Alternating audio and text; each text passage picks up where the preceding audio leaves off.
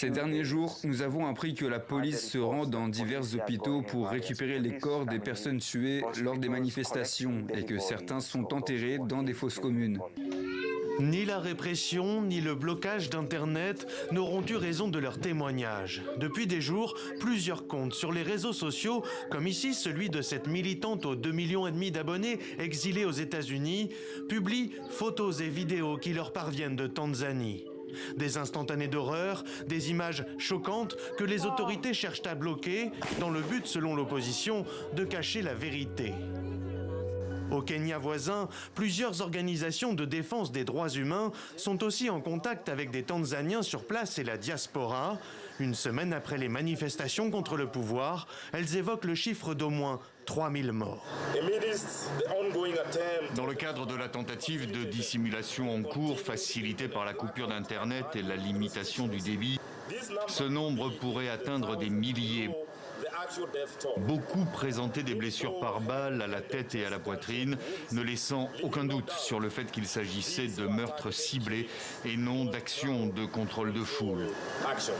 Les corps transportés dans les hôpitaux ont ensuite été récupérés par des agents de sécurité, retirés des morgues et discrètement éliminés. Des affirmations confirmées par plusieurs témoignages, comme celui des proches de cet enseignant kényan installé en Tanzanie depuis 10 ans.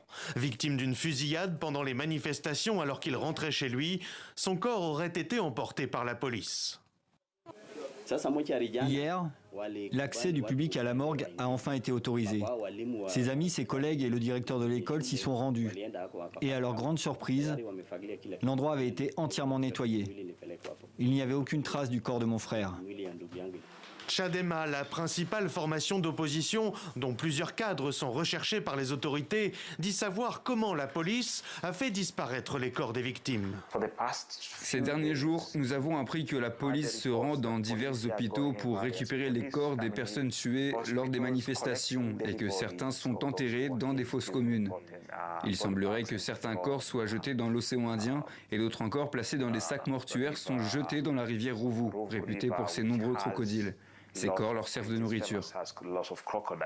Pour l'heure, les autorités gardent le silence. Tout au plus, la présidente a qualifié les tueries pendant les manifestations contre elle de troubles fomentés par des étrangers.